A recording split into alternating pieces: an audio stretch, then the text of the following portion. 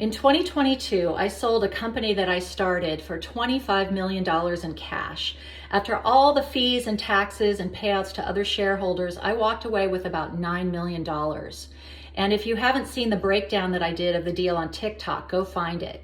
But today I'm going to answer your questions about what am I doing with the money and has my lifestyle changed? Well, the first thing that you need to know is that I had no VC funding when I started this company, and I underpaid myself for a very long time. So I really wasn't covering my family's expenses. And I wasn't maintaining my house very well. After 20 years of raising kids and dogs, it was falling apart. So right away, about $2.5 million went towards what I call pent-up expenses.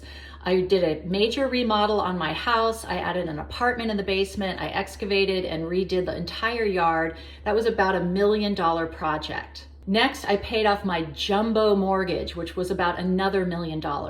I live in a very expensive city. And I also had a $440,000 line of credit that I had been tapping for years when we wanted to go on a vacation or we had some unexpected expense because I really was not paying myself enough to cover my expenses. Now, most of the rest of the money I invested because I had not been funding my retirement for a decade. So I invested the money, and I also held aside about $200,000 that I put in a little riskier thing, a venture fund that specializes in Series A and B rounds in deep tech companies run by women founders, which I'm very excited to support. So those are the really big things I did. Now let's talk about some of the littler, more fun things that I did. I bought a new electric car. I became a major donor to a nonprofit that I've been supporting for a long time. I threw a 3-day party for my husband's 60th birthday in Palm Springs for 150 people. And I went on a 2-week trip to Cuba and Mexico City.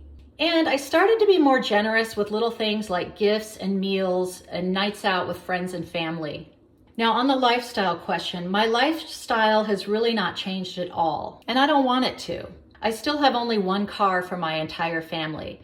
I take the bus. In fact, I take the bus now more than I used to because I have more time to get places. I travel a bit more and I stay in places that are a little bit nicer. And while I would love to do some more luxurious or extravagant trips, I just can't seem to pull the trigger there.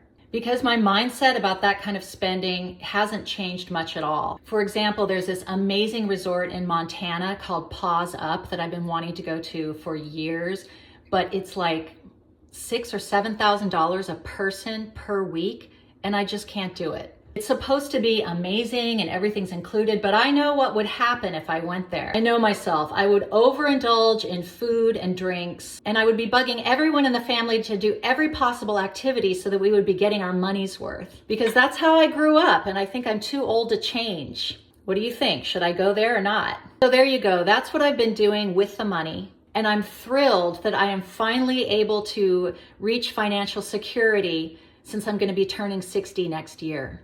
Follow me for more content like this.